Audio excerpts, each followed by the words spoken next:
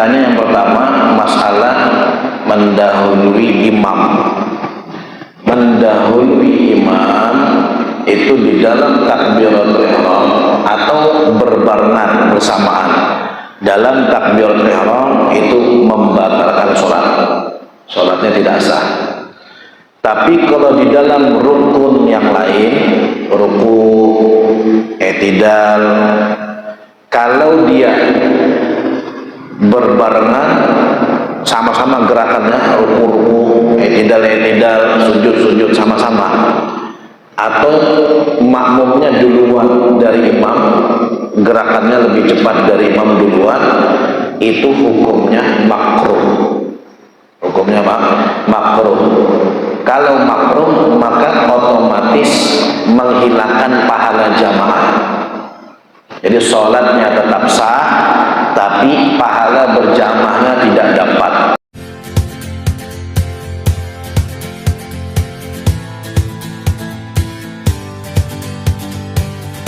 Ada yang bertanya, silahkan. Pertanyaan. Terima kasih. Assalamualaikum warahmatullahi wabarakatuh. Dipertanyakan berkata, yang pertama saya tanyakan tadi masalah kita bertakbir tadi sesudah imam itu yang takbir. Yang saya tanyakan ini bagaimana gerakan yang lain, misalnya ruku, sujud, i'tidal dan sebagainya. Yang pertama, yang kedua kita tanyakan ini masalah belajar. Kita hidup apa sholat itu memerlukan wudhu. Pertanyaannya bagaimana pergi jenazah? Apakah harus diudukan bukan di waktu bayar atau gimana? Dan misalnya kalau memang itu harus diudukan, adakah niat yang khusus untuk jenazah? Amin. Bisa diterima? Pertanyaannya. Ya, dua pertanyaan. Ya. Jadi pertanyaan yang pertama, masalah mendahului imam. Mendahului imam itu di dalam takbiratul ihram atau berbarengan bersamaan. Dalam takbiratul ihram itu membatalkan sholat, sholatnya tidak sah. Tapi kalau di dalam rukun yang lain, ruku, i'tidal, kalau dia berbarengan sama-sama gerakannya, ruku, i'tidal, sujud sama-sama, atau makmumnya duluan dari imam, gerakannya lebih cepat dari imam duluan, itu hukumnya makruh. Hukumnya apa? Makruh. Kalau makruh maka otomatis menghilangkan pahala jamaah. Jadi sholatnya tetap sah, tapi pahala berjamaahnya tidak dapat, hilang. Sebab dia menyamai atau mendahului imam. Itu apa gunanya berjamaah kalau dia bergerak sendiri bersama atau mendahului? Mendahului imam satu rukun, ya, satu rukun itu makruh. Tapi kalau mendahului imam dua rukun batal. Mendahului imam dua rukun batal. Imamnya masih berdiri, ini sudah sujud. Nah ini migau nih katanya. Ya masa imam masih berdirinya sudah sujud duluan. Nah, dua rukun otomatis batal. Tapi kalau imamnya berdiri, dia ruku duluan, baru imam ruku, dia i'tidal, itu mendahului satu rukun atau setengah rukun, hukumnya makruh, tidak batal sholatnya, tapi wajib, tapi menghilangkan pahala berjamaah. Jadi pahala jamaahnya tidak dapat. Tapi kalau dalam niat, dalam takbiratul ihram tadi batal, walaupun mendahului sedikit, ya hukumnya batal. Itu yang pertama. Yang kedua, masalah jenazah. Jenazah itu memandikannya hukumnya wajib. Begitu juga wudhu, ya hukumnya ya mengajak mewudukan jenazah ini karena menghilangkan hadat kecil karena Allah Subhanahu wa taala. Hadat besarnya kan sudah hilang dengan mandi. Ya, mandi jenazah, tinggal hadat kecilnya. Nah, kalau belum dimandikan, belum disucikan tuh jenazah, tidak boleh disolatkan. Tidak boleh, kecuali jenazah yang mati syahid. Tidak boleh dimandikan memang, dan tidak boleh juga disolatkan memang. Kalau mati syahid betulan langsung dikubur aja. Nah, kalau orang yang meninggal biasa, bukan yang mati syahid itu, maka wajib mandi dulu, disucikan dulu, baru boleh disolatkan. Lagi? Masalahnya, tadinya kita bukan, bukan. Terus kita misalnya ada lagi orang yang kasusnya pegang di atas sana, misalnya yang meninggal dari dunia, misalnya ada yang laki-laki kasusnya bikin aja setelah diurutkan dari apa itu bahkan bagian dari apa mana. Masalah dipegang oleh yang bukan mahramnya, maka tidak ada batal wudhu bagi yang mati, yang batal yang hidup saja. Jadi jenazah sudah dimandikan, diwudhui, sudah tidak ada batal lagi dari selamanya. Jadi mau dipegang siapa, disentuh siapa, yang batal yang hidup. Ya, yang batal yang hidup, yang meninggal tidak batal. Bismillahirrahmanirrahim. Assalamualaikum warahmatullahi wabarakatuh. Waalaikumsalam. Yang saya tanyakan Pak Ustaz, untuk saya tadi malam waktu maghrib Pak Ustaz mengatakan apabila imam membaca ayat contoh sholat subuh Jumat kan ayat apanya? Jadi kita mulai kalau sudah selesai ayatnya masih banyak ayat.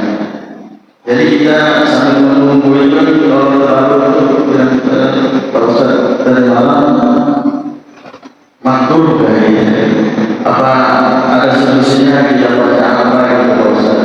Assalamualaikum warahmatullahi wabarakatuh. Waalaikumsalam warahmatullahi wabarakatuh. Kalau ini sholatnya berjamaah ya, sholatnya berjamaah. Cuman imamnya ayatnya panjang kan gitu. Nah, pembahasan kita tadi malam itu orang yang ikut gerakan imam tapi dia tidak niat imam, tidak niat menjadi makmumnya. Nah, ini tidak boleh.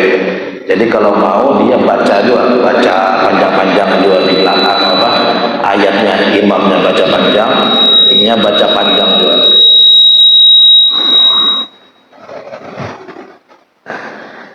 Dia harus bacaan yang panjang-panjang juga supaya tidak batal sholatnya. Tapi kalau dia niat menjadi makmum, ada niat menjadi makmum, maka tidak masalah dia tidak ikut membaca. Justru malah yang afdal bagi makmum adalah mendengarkan bacaan imam. Jadi fokus saja, fokus itu yang afdal. Makmum itu makruh membaca selain Al-Fatihah kalau bacaan imamnya terdengar. Imam baca surah, kewajiban kita baca Al-Fatihah aja. Jadi setelah Al-Fatihah tidak usah kita baca surah juga, makruh malah kita baca surah.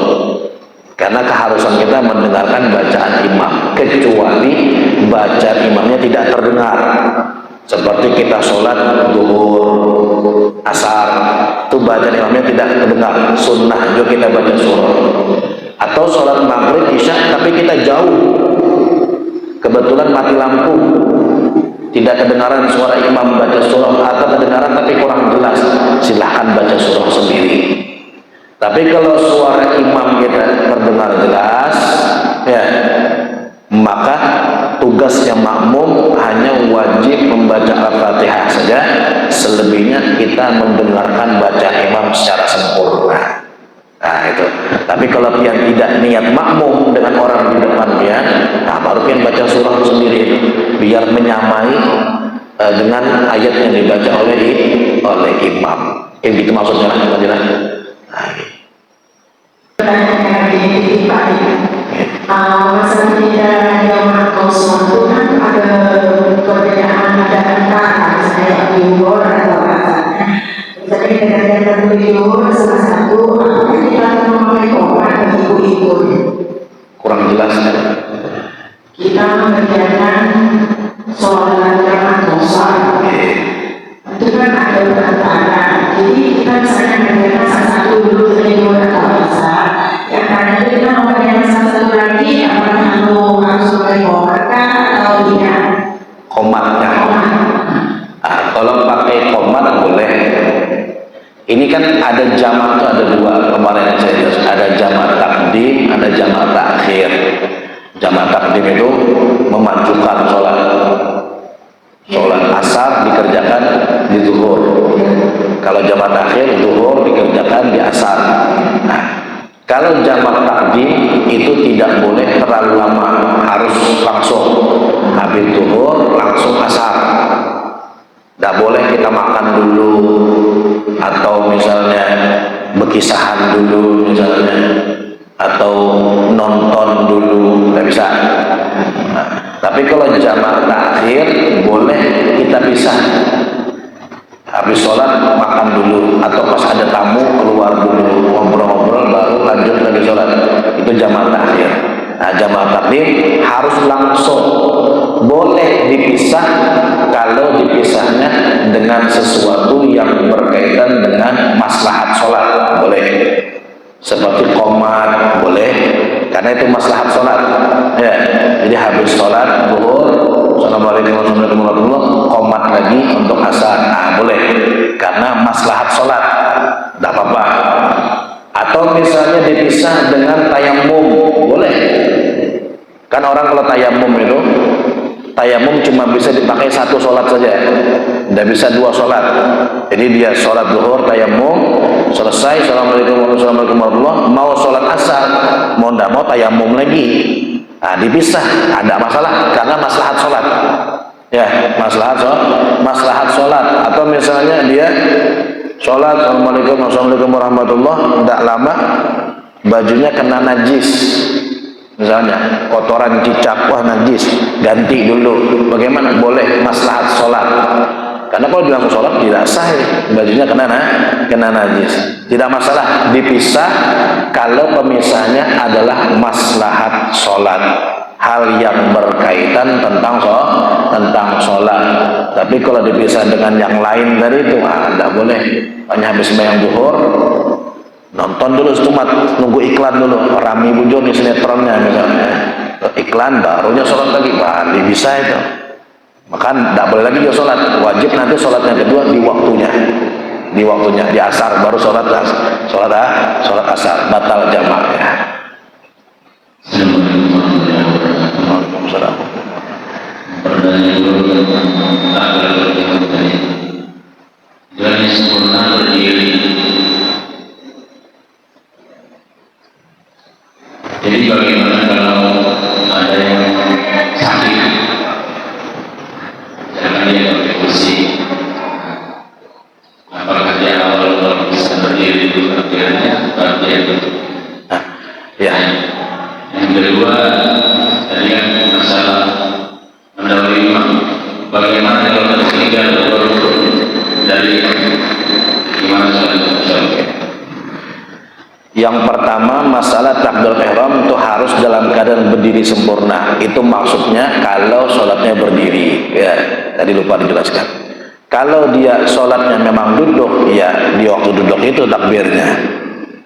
Kecuali orangnya mampu berdiri, ya berdiri dulu. Nanti seperti kita jelaskan tadi malam, dia sudah tidak mampu berdiri, baru dia duduk. Nanti dia berdiri lagi. Nah, yang seperti ini memang takbirnya juga harus dalam keadaan berdiri. Tapi kalau memang orang sholatnya memang duduk, ya memang tidak mampu berdiri dia, ya takbirnya ketika duduk itu. Pokoknya dia takbir itu di keadaan sempurnanya dia, bagaimana keadaan sholatnya. Inya berdiri, ya ketika berdiri. Kalau duduk, ya ketika duduk sempurna. Ya baring ketika baringnya sempurna, itu maksudnya. Kemudian yang kedua, masalah tertinggal dari imam. Tadi kan pertanyaan mendahului imam, makmum mendahului imam. Sekarang kalau tertinggal dari imam, imamnya sudah ruku, makmumnya belum. I'tidal imam, makmumnya masih berdiri. Ya. Sujud imam, makmumnya masih berdiri, lambat bujur baca Al-Fatihahnya misalnya, atau imamnya yang kelajuan. Imamnya terlalu cepat. Nah, bagaimana hukumnya tertinggal dari imam? Kalau tertinggalnya itu gara-gara udzur, ada udzur. Ya, ada udzur. Misal dia baca Al-Fatihahnya lambat. Lambat ini memang betul lambat, tidak bisa cepat dia. Bukan karena was-was ya. Kalau was-was tidak udzur. Was-was yang bismillahirrahmanirrahim itu was-was. Itu tidak udzur. Ini memang dia bacanya lambat, itu udzur. Nah, kalau tertinggal dari imam itu gara-gara udzur, ada udzurnya memang seperti bacaan yang lambat, maka boleh dia tertinggal dari imam maksimal 3 rukun.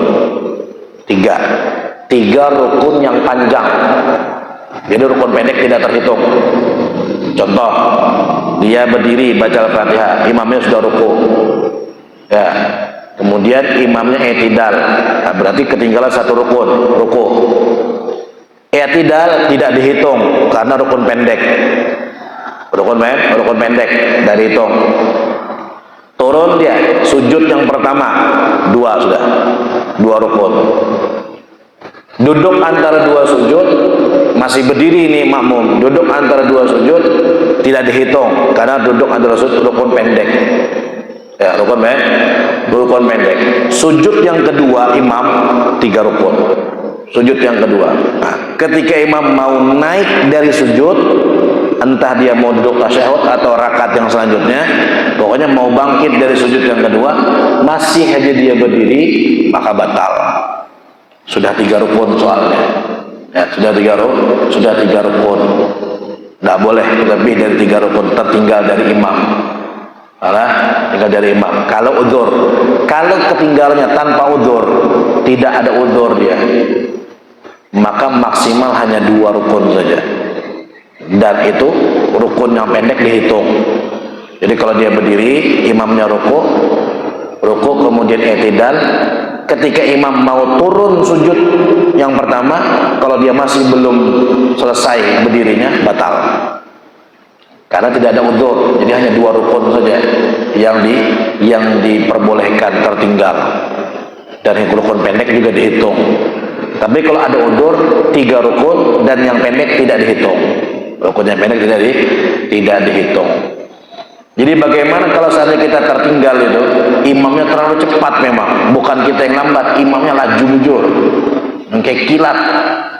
Ada orang sholat tarawih yang 10 menit, 8 menit itu kita kalau kada biasa ketinggalan udah pasti terlalu cepat. Maka bagaimana sikap kita ketika imam sudah sujud yang kedua, kita ini masih belum selesai Al-Fatihah? Kita punya 2 pilihan. Pilihan yang pertama, kita melepas diri, saya keluar dari jamaah, jadi sholat sendiri aja sudah, mufaraqah namanya. Jadi tidak ada kaitan lagi dengan imam. Atau yang kedua, pengen tetap ikut imam, ikut imam, maka mau tidak mau Al-Fatihah kita tinggal, langsung ikut gerakan imam sujud yang kedua. Ya, langsung ikut gerakan imam sujud yang kedua. Tapi konsekuensinya rakaat kita itu tidak dihitung, kita nambah nanti 1 rakaat.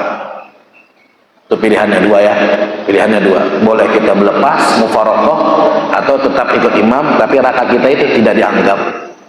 Nanti imam salam, nambah lagi 1 rakaat.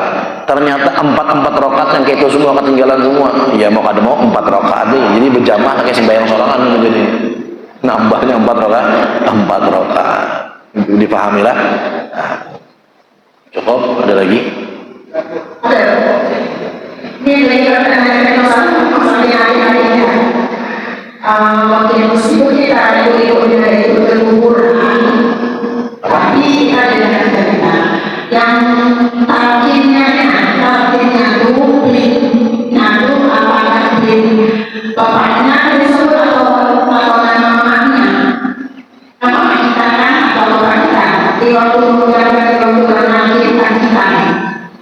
Siapa yang disebut? Nama bapak atau nama mama kita? Yang sebenarnya itu nama mama.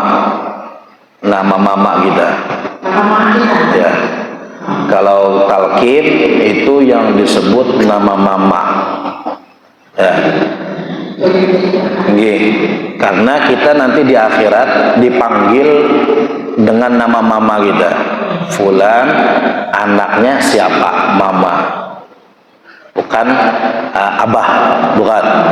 Kalau kita di dunia ini binnya bin bapak kita, ya, bin si Anu, bin si Anu. Tapi kalau di akhirat yang dipanggil kita dengan nama mama kita. Kenapa? Alasannya kata ulama, kalau bapak bisa jadi lain bapaknya. Amun mama sudah pasti mamanya, kan gitu. Ini lahir dari situ, pasti mamanya itu. Tapi bapaknya belum tentu itu bapaknya. Bisa jadi orang lain. Nauzubillah min dzalik. Jadi kalau talqin itu, makanya di talqin itu kan ada wahai fulan bin mamanya, itu biasanya gitu, mamanya. Tapi kadang-kadang orang ya baca ngaran bapaknya aja juga. Kadang-kadang yang salah dari pihak keluarga yang diberi ngaran bapaknya, hendak betakon dulu ngaran mamanya, kadingat lagi sudah lambat lagi siapa mamanya ini, kan gitu. Jadi kalau jangan kasih nama mamanya, ini Filan bin siapa mamanya itu. Nah itu yang sebenarnya seperti itu sebenarnya. Kalau kita lihat berbeda dengan pagi. Di Papua biasanya orang nyebut nama bapak, semuanya nama bapak. Ya beda lagi kalau itu. Nah itu ngaran bapak. Karena kita masih di dunia, kita menghukumi dohirnya. Dohirnya aku anak si Anu. Tapi kalau di akhirat nanti hakikatnya tersingkap semua yang benar, yang mana kan begitu. Beda lagi kalau ketika di dunia masih tetap nama bapak kita, nasabnya. Secara dohirnya kan kita anak beliau, misalnya begitu. Kalau kita yang tadi yang seperti tadi itu, apa yang bapaknya itu yang satu yang tidak boleh kalau diketahui memang itu lain bapaknya ya kada boleh. Tapi kalau tidak tahu, tidak ada yang tahu ini bapaknya kah, bujuran atau enggak, ya tidak masalah pakai nama bapaknya itu. Karena kita tidak tahu. Tapi kalau tahu memang lain bapaknya ini, tidak boleh. Tidak boleh karena bukan walinya. Ya harus tahu, harus paham. Sekian, terima kasih. Mudah-mudahan jadi bahan Amin. kami, keluarga kami semuanya mendengar. Amin. Terima kasih. Assalamualaikum warahmatullahi wabarakatuh. Waalaikumsalam. Terima kasih atas kesempatan yang terakhir. Yang ingin saya tanyakan di sholat Jumat dan asar ya, Pak. Ini maaf sekali. Ini bagi yang mendengar. Di sini kan di antara imam di sini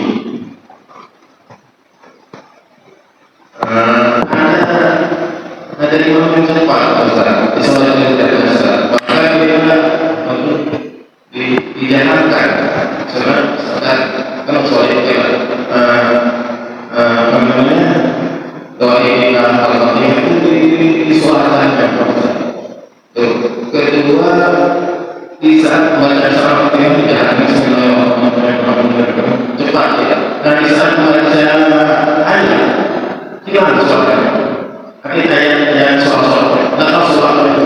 Dan dia cepat gitu. Jadi kita belum ini pengalaman saya. Di saat kita belum selesai membaca Al-Fatihah, dia sudah ruku. Habis itu dari ruku jadi kita belum selesai membaca Al-Fatihah. Yang jadi saya bingung jadinya. Kok di semuanya ibu dan asal kok begitu cepatnya? Apakah ini suaranya atau gimana aja dibawakan? Yang saya tanya apa dijalankan kalau saya kan disesuaikan saja, tapi imam itu kejahatannya dan cepat lagi. Nah itu bukan masalah. Itu yang ingin saya tanya.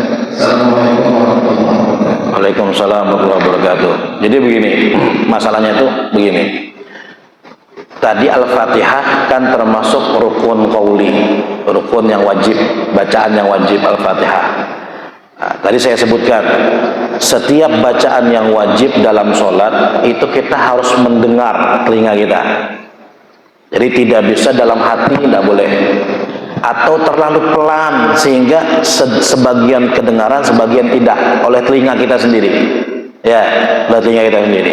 Jadi memang harus agak nyaring sedikit, cuman jangan terlalu nyaring. Ya, jangan terlalu nyaring. Yang sekiranya kita bisa mendengar bacaan kita sendiri. Bismillahirrahmanirrahim. Alhamdulillahirrahmanirrahim. Saya begitu. Bisa mendengar sih, bisa mendengar sendiri. Memang ada orang yang terlalu nyaring, ada yang sedang. Nah, permasalahan imam sekarang itu beda dengan orang dulu. Ya, sekarang nih mikrofon gini terlalu sensitif. Jadi kita baca agak pelan pun dia nyaring karena kena mikrofon ini. Orang bari kan mikirnya di sini aja, di sini. Jadi baca tidak terlalu masuk ke mic. Tapi kalau mic-nya di sini nih, persis di hingga mulut kita sendiri, itu saya sendiri kadang kesulitan. Mau pelan betul kita tidak dengar Al-Fatihah kita. Mau agak bersuara sedikit, kedengaran nyaring di speaker. Kan gitu, kedengaran nyaring. Jadi kalau bacaan imam itu mungkin menurut dia nyaring, itu bisa kemungkinan memang dia nyaring atau pengaruh speakernya. Dia sebenarnya tidak terlalu nyaring, tapi karena speakernya terlalu sensitif, mic-nya terlalu sensitif menangkap suara, jadinya nyaring di speakernya kedengarannya. Mau dia pelankan lagi, dia takut tidak mendengar Al-Fatihah, tidak sah, bermasalah lagi dengan jamaah yang lain karena dia pemimpin sholat. Nah begitu. Jadi mungkin kita menyikapinya dari segala arah. Boleh jadi karena dia merasa mungkin memang kenyaringan juga mic-nya ini, jadi ketika baca surah tidak bersuara lagi dia karena mengurangi kebisingan speaker. Itu kalau saya begitu ya, saya begitu. Ketika bacanya wajib, mau tidak mau kita bersuara. Tapi ketika bacanya sunnah, saya hilangkan suaranya sekalian. Saya hilangkan suaranya biar tidak terlalu ribut. Karena surah itu hukumnya sunnah, jadi tidak wajib harus nyaring. Di dalam hati boleh istilahnya, atau dengan suara pelan boleh. Jadi dipelankan. Mungkin yang pian maksud itu imamnya itu begitu juga. Ya begitu juga. Cuman berarti tinggal masalahnya adalah terlalu cepatnya itu aja. Masalah Al-Fatihahnya agak nyaring, surahnya malah tidak ada suaranya, itu tidak masalah. Karena tadi mungkin dia ingin mengurangi suara. Karena Al-Fatihahnya sudah nyaring, dia harus bersuara. Surahnya barang tidak terlalu nyaring.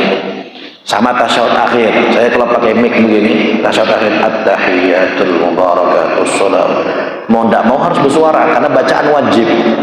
Tapi ketika Allahumma sholli ala Muhammad, saya hilangkan bersuara karena wajibnya sampai situ saja. Wah, kama sholli ta'ala itu tidak ada suara lagi dari saya sampai ujung, karena biar tidak mengganggu orang. Karena itu sunnah, sunnah. Jadi masalah itu tidak masalah, tinggal masalah terlalu cepatnya saja. Makanya jadi imam, kalau Al-Fatihahnya cepat, kalau surahnya cepat, paling tidak dia memperpanjang rukuknya, paling tidak di rukuk yang diperpanjang. Ya, jangan rukuknya cepat juga, akhirnya masbuk semua orang, ketinggalan semua. Jadi baca Fatihah boleh, baca surah juga. Ruku Allahu Akbar, panjangnya aja rukunya, biar orang sempat semua ruku dengan imam. Khususnya rakaat pertama, saya biasa kalau rakaat pertama itu rukunya tidak 3 kali baca subhana rabbil azimnya, bisa 5 kali, bisa 7 kali, lihat keadaan. Kalau kira-kira banyak yang lambat di sholatnya, ya maka saya baca 7 kali untuk supaya orang tuh sempat, tidak buru-buru ruku dengan imam. Jadi imam tuh harus bisa membaca kondisional seperti apa. Oh, ini orangnya muda-muda semua, cepat-cepat semua, ya tidak masalah. Tapi kalau ada orang yang pensiunan, orang yang tua 60-70 tahun, kebiasaan dia cepat ketika Al-Fatihah atau surah, paling tidak rukunya diperpanjang, ya, rukunya agak panjang. Saya kadang-kadang kan sunnah menunggu orang ruku itu sunnah bagi imam, walaupun 10 menit rukunya tidak apa-apa. Sunnah menunggu imam ruku, Allahu Akbar. Ketika dia ruku, dia tahu ada orang baru datang, tahu kedengaran suaranya, entah suara masuk masjid atau suara dia niat usolli, oh ada orang baru takbir, ditungguin. Walaupun harus 5 menit dia ruku, selesai satu ada lagi baru masuk, selesai ada lagi baru masuk, tungguin. Sunnah hukumnya sunnah. Saya kadang-kadang nih, mohon maaf ya, ketika ruku kadang-kadang ada orang itu masjid itu ada keramiknya atau granitnya di depan, di dinding, itu kan kelihatan pantulan cahaya orang makmumnya. Saya kadang-kadang saya perhatikan, masih ada yang belum ruku enggak? Kalau belum saya tungguin. Atau kadang-kadang kita kelihatan orang di kiri kanan ada yang belum ruku, kelihatan. Kalau belum ruku, saya tidak akan bangun, karena orang akan masbuk gara-gara kita terlalu cepat. Jadi imam harus membaca kondisi. Itu ilmu beda. Ilmu jadi imam lain lagi, bacaan segala macam. Ilmu bisa membaca kondisi itu ilmu berbeda. Harus difahami oleh para imam. Jadi tidak apa-apa menunggu lama, itu tidak masalah di dalam ruku, tapi di dalam ruku. Kalau di luar ruku ya jangan. Sunnahnya di dalam ruku. Kami dulu di pesantren, ya saya pesantren dulu di Jawa, di Pasuruan. Itu kalau imam, kan imamnya santri juga, santri senior, itu jadi imam sholat. Di sana di pondok kami dulu itu, kalau masbuk 1 rakaat dicambuk 3 kali, tekad, sakit itu, sakit pokoknya, wah jerah karena. Tapi namanya santri tetap aja lambat-lambatnya. Orang qomat baru wudu, tahu aja nih kalau masbuk kena cambuk. Orang qomat baru wudu, Jadi kawan kita yang jadi imam itu mau tidak mau rukunya panjang. Ruku rakaat pertama itu panjang. Kalau enggak banyak yang masbuk, banyak korbannya. Kalau kita cepat, kita yang kena sama teman. Kenapa ruku cepat betul? Masbuk semua kita ini kena. Jadi mau ditungguin lama tuh. Ruku yang rakaat pertama itu lama sih. Sudah mau bangun, ada yang baru datang santri. Tunggu, teriak itu. Wajar bahasa Jawa tuh, saya tunggu dulu. Allahu Akbar. Selesai, mau bangun, ada lagi yang baru masuk. Tunggu, usolli, tungguin sampai sambung 2 menit, 3 menit ruku aja, 4 menit. Tapi itu boleh dan itu sunnah. Menunggu orang di dalam ruku itu sunnah. Jadi jangan laju-laju, jangan terlalu cepat. Wallahu a'lam bishawab. Insyaallah mudah-mudahan panjang umur, sehatul afiah.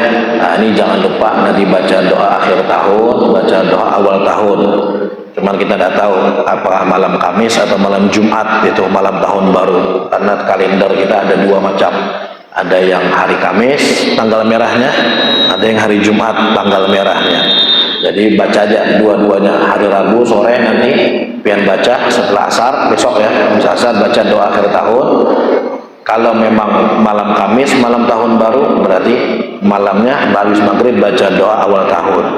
Kalau ternyata malam besoknya malam Jumat, hasil isbat nanti, sidang isbat tadi malam Jumat baru malam tahun baru, berarti hari Kamis sore habis asar baca lagi doa akhir tahun, malam Jumatnya baru baca doa awal tahun. Penting ya, supaya kita menutup tahun kita dengan ibadah dan membuka lagi dengan ibadah yaitu ibadah doa. Mudah-mudahan Allah tutup tahun kita dengan tutup yang husnul khatimah, dan Allah buka dengan pembuka yang penuh dengan keberkahan dari Allah Subhanahu wa taala. Dan mudah-mudahan Allah ampuni dosa-dosa kita, Allah kabulkan segala hajat keinginan kita, dan mudah-mudahan tahun yang baru lebih baik dari tahun yang sebelumnya dari segala hal dunia dan akhirat kita. Amin ya rabbal alamin. Ala hadiniyah wa kulli ma nabi sallallahu alaihi wasallam wa ala hadratin Nabi Muhammad sallallahu alaihi wasallam. Al-Fatihah.